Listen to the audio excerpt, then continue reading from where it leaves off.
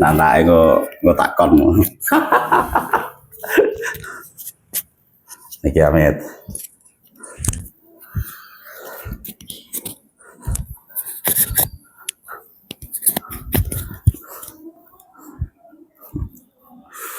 Karo ngerokok barang. Ojo. Anu. Maraya elek sih sebenarnya. Kok ngerokok aja malah. Assalamualaikum ya. Waalaikumsalam. Sebagai wong biasa no ngisor nih. Kan biasanya itu harus gitu. Enggak, karena kursinya hanya satu.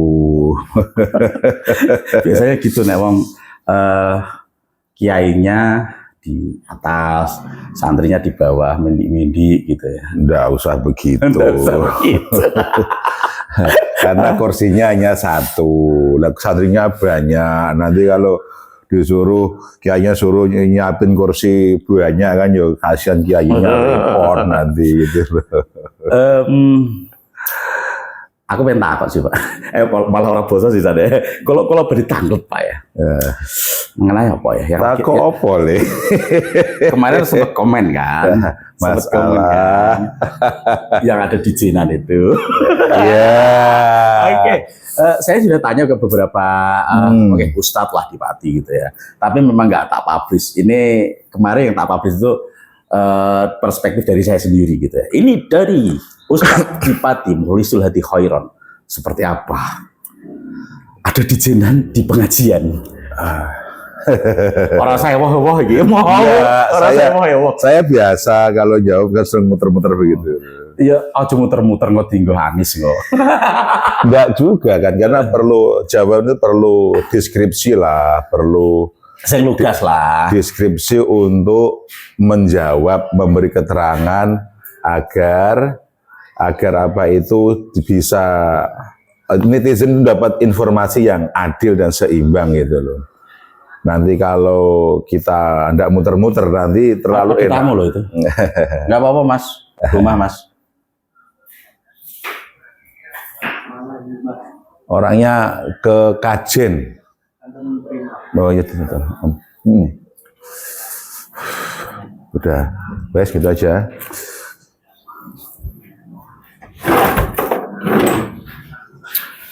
Dilanjuti. Iya, oke. Intinya seperti apa? Maksudnya dari segi kacamata jenengan itu patut nggak gitu? Boleh nggak gitu? Kalau boleh sih boleh. Sopo saya barang itu. Ya dari pandangan kacamata seni dulu atau gaya pentas atau seni panggung atau gaya dakwah, sebetulnya hal itu termasuk ya apa ya? Aduh salah kalau itu dihujat netizen udah. Ya revolusioner. Nah itu loh mas itu. Enggak lah. Ini kan kita sedikit apa? Boleh gitu ya. Apa? Iya revolusioner gitu loh. Ini dalam kacamata dakwah, seni dakwah, jangan dakwah dulu, seni dulu lah ya. Ya, seni dakwah juga karena ini ada muatan agama juga. Oke. Saya kira it's okay gitu loh. Boleh lah. Berarti beda sama saya dong. Iya, boleh beda karena demokratis kok. Iya, tapi boleh lah. Tapi gini Pak ya, kalau menurut saya kurang pantas lah. Kurang itu ya, kurang pantas dalam arti ketika kita melakukan sesuatu atau membuat sesuatu yang harusnya nggak di tempatnya, kenapa itu saat ini kan itu kenapa langsung di tempatnya aja gitu? Nah, ini namanya revolusioner namanya. Jadi merevolusi gaya dakwah yang monoton, yang biasanya terbang ding bring, kemudian tungplung, kemudian jeder. Tapi kan jadi gini Pak ya, sesuatu hal yang nanti itu kurang patut, kurang beradab, tapi menjadi hal yang biasa nantinya. Itu loh yang kita khawatirkan. Pola pikir masyarakatnya tetap berbeda-beda. Mungkin orang yang fanatik sama kemarin itu Gus Idam, padahal itu bukan panggungnya Gus Idam aja lah ya. Itu akan boleh-boleh aja gitu ya, boleh-boleh aja ya. Tapi orang yang Islam garis lurus gitu, pasti itu ya elah ini kayak apa gitu. Begini, saya memandang dari satu aspek seni dan dakwah. Oke. Ini masuk terbukti netizen jamaah juga begitu antusias. Bahkan bisa menyasar atau mentarget orang-orang yang dulu tidak mau datang ke majelis pengajian, mereka sekarang suka datang ke majelis pengajian yang model kayak begini. Artinya begini Mas, punya pangsa pasar, punya apa ya, punya wilayah yang belum tersentuh selama ini, kemudian tersentuh dengan adanya musik DJ.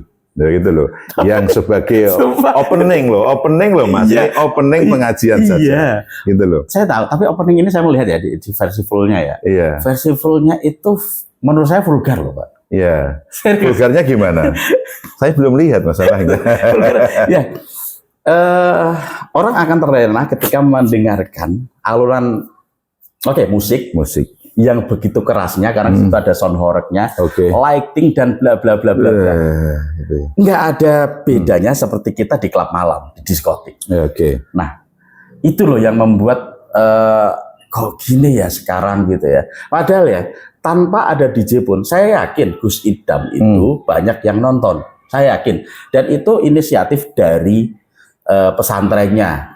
Ini nanti akan kontroversi ya obrolan kita ya. Ada yang di pihak saya, ada juga di pihak jenengan gitu. Saya yakin yang di pihak jenengan itu fans setianya Gus Idam, mati urip Gus Idam. Itu saya pastikan. Tapi ya ini mas, justru keberadaan Gus Idam itu karena gaya-gaya barunya. Saya kira tidak mungkin Gus Idam seviral itu kalau dia tidak sensasional ya.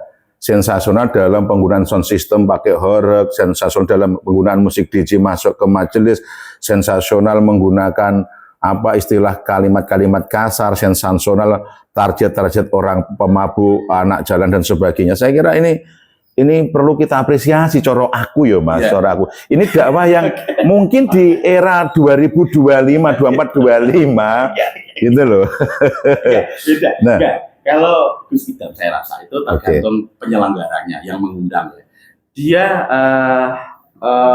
viral itu karena gaya bicaranya, cara dakwahnya, bukan karena konteks musiknya gitu. Tapi kemarin itu karena musik DJ-nya di salah satu pondok pesantren, bukan dia yang menginginkan. Itu saya rasa kok gini. Nanti kan kembalinya ke hukum musik itu sendiri. Bukan. Enggak. Iya, otomatis kan? Kita lebih ke etis gitu loh, Pak. Oke, kita berbicara musik katakanlah haram lah ya. Enggak haram.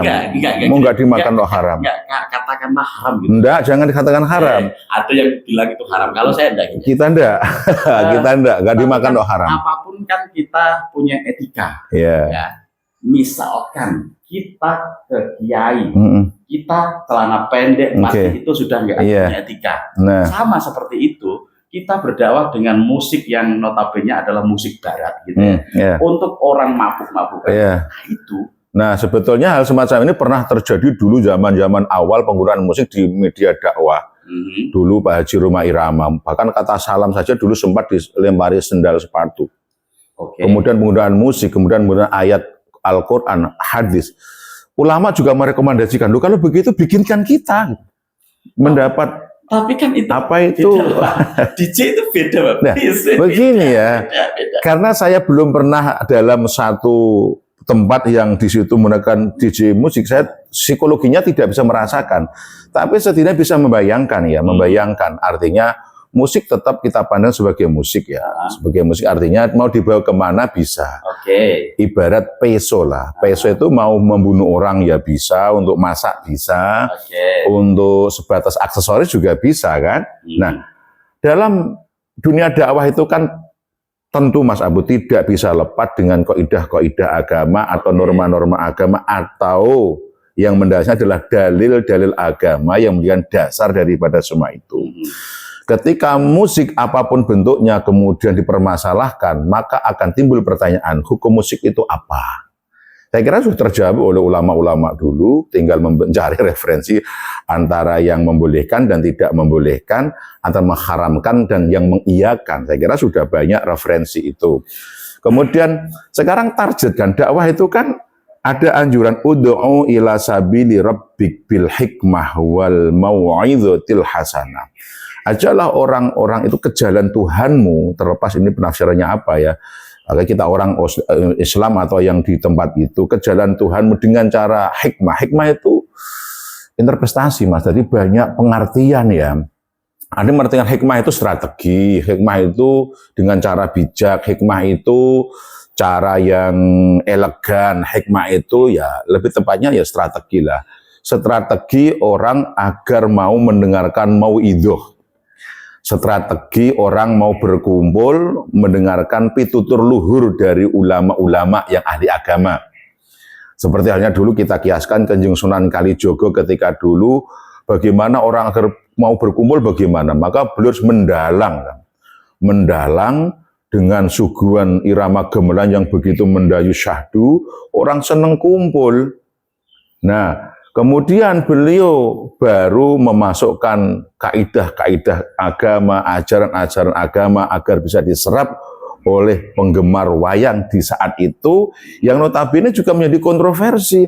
Ini wayang kok kayak wong ngamen, ini pendakwah kok kayak orang ngamen begitu. Tapi beda Pak konteksnya ya. Ya hampir sama. Cuma kalau gamelan itu masih nyambung lah ya. Serius? Ya. Masih nyambung gitu. Saya belum tahu merasakan psikologinya kalau kita nanti diajak lah Mas bagaimana biar lebih komen. Saya sendiri gini ya. Ya. Ketika mendengarkan musik DJ, DJ gitu ya. Itu identik dengan hal yang seronok.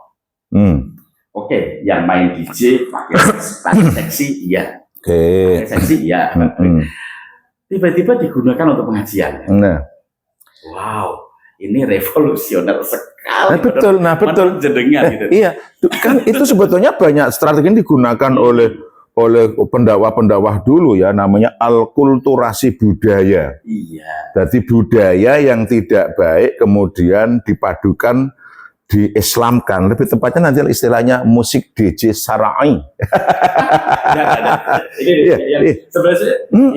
Ini saya setuju sama netizen yang inilah yang merusak Islam dari dalam. Enggak rusak. Gini, serius. Islam tidak akan rusak gara-gara musik. Kalau Islam rusak sejak dulu. Iya. Enggak. Kita itu rusaknya gini Pak ya. Ketika kita ada peluang untuk hal yang sebenarnya enggak etis, terus kita seakan-akan menjadi hal yang biasa, terus jadinya ya orang akan membiasakan dengan hal itu. Enggak begitu Mas. Ini dakwah itu perlu strategi. Rusaknya Islam bukan karena begituan. Rusaknya Islam ketika banyak orang yang tidak paham agama ngomong ngalor ngidul tentang agama. Itu baru rusak. Karena apalagi orang-orang yang punya pengaruh kemudian dia ngomong tentang agama yang tidak pada domainnya dia harus ngomong. Dia bukan pakar. Pakar ya bukan ulama, bukan alim, bukan alama, tapi berbicara tentang agama. Ini justru yang membawa kerusakan dalam ajaran agama. Tapi justru saya ketika melihat orang yang tahu agama, saya tanya hal ini. Ini memang kurang etis, Mas. Kalau kurang iya, ya kan. Tapi ketika ditanyakan boleh atau tidak, etis atau tidak, ini pertanyaan kan bukan masalah etis atau tidak. Ya, Pak. Ya begini. Sudah sejak dulu. Saya kira ini hanya jilid lanjutan saja dari pendakwah dulu yang sebetulnya asik-asik aja menurut saya loh. Bukan asik-asik saja. Itu jadi kan karena pendakwah panggung gitu kan. Jadi ketika saya ya membaca kitab, majelis juga. Saya bukan orang abal-abal. Saya tahu siapa sih yang nggak kenal sama murid. Tapi justru ketika ada hal seperti ini tuh wajar. Enggak wajar. Kita bisa memahami, gitu ya? Kita bisa memahami dalam konteks seni dakwah dan panggung, gitu loh.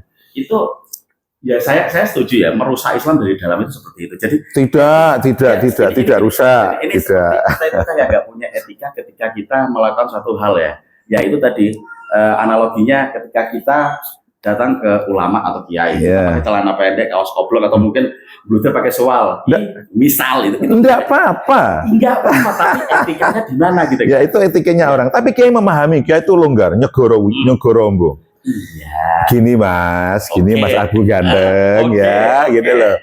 dakwah itu, hidayah itu urusannya Allah. Innal huda hudallah ya. Dakwah itu tugas manusia. Kalau nanti modelnya hanya rebana saja, nanti hanya yang suka rebana. Kalau modelnya yang gemelan saja, maka nanti ya hanya yang suka gemelan. Nah, ini yang suka DJ gimana? Ini harus didakwahi juga. Ya, gini, nah, gitu loh. Salah kaprah menurut saya gitu. Sesuatu hal yang enggak ditempatkan. Gini, kalau masa salah berarti hukum ya. Ada kaidah dalam ilmu usul fikih. Kalau kita mengistimbat tentang hukum, ada kaidah al-hukmu bi'ilati. Hukum itu tergantung pada alasannya. Maka akan terjawab haram, halal, sunnah, mubah. Itu tergantung alasan. Nomor 2, al-umuru bimaqasidiya. Segala sesuatu tergantung pada tujuannya. Lah, ini goyahnya adalah orang dikumpulkan untuk dipituturi, ngrungokke mau idoing kiai. Masya Allah, ini hanya perangkat pendukung. Oke, kalau bicara mengenai apa tadi jadikan itu tujuan. Ya. Jadi, apapun tujuan kita dengan walaupun gayanya elek. Bukan. Oh, gitu ya. Ada kaidah lagi. Karena ini ma'ruf, al-ma'ruf bil ma'ruf, amal ma'ruf bil ma'ruf. Mengajak kebaikan dengan cara baik. Oke, mungkin ini yang dipermasalahkan Mas Abu. Apakah itu tidak baik musik DJ dan musik-musik yang lainnya? Lah musik semuanya nilainya sama. Beda, Pak. Nah, begini, musik itu kenapa ulama ikhtilafnya begini? Ulama itu mengikhtilaf yang haram gitu ya. Yang musik haram, oke. Itu kemudian dicari ilat, alasan kok iso haram itu di mana yai gitu kan. Karena musik sangat melalaikan hati kepada Allah. Wong kena musik langsung dijing-dijing itu hati ini terus melayang-layang gitu kan Mas ya. Oke kan? Nah, berarti alasannya karena musik, apapun musik ya, apapun musik jenisnya bisa melupakan hati kepada Sang Pencipta. Sekarang kalau dibalik, orang-orang yang bermusik itu ketika hatinya dengan mengingat Allah, dan suara dentuman degjur DJ itu kemudian artinya Allah subhanallah. Itu salah kaprah itu menurut saya itu sudah itu sudah aku jawabnya gini Pak ya. Buanglah sampah pada tempatnya. Itu cocok ya Mas ya. Oke. Itu analogi yang tepat lah ya. Semisal dampaknya ketika kita membuang sampah itu angger enek. Dampaknya itu ono banjir dan lain-lain gitu. Sama analoginya seperti itu. Ketika sesuatu hal ditempatkan yang salah, hasilnya juga akan salah gitu. Ya, maka karena ini seni Mas, maka dulu ini seni. Iya, seni pun itu harus seni panggung. Enggak, gitu Pak. Seni pun juga itu ada tempatnya, gitu lah ya. Ya. Ada pasarnya sendiri-sendiri. itu pasti gitu ya. Analogi saya seperti itu ya. Buanglah sampah pada tempatnya.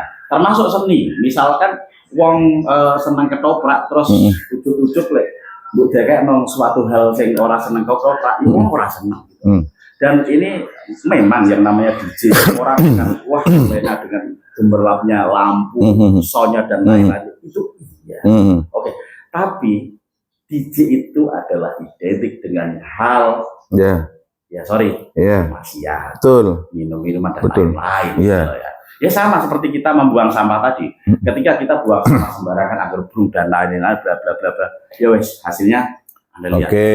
Dan ada kalanya buanglah saku itu, simpanlah sampah itu dalam sakumu sebelum kau buang dalam bak sampah.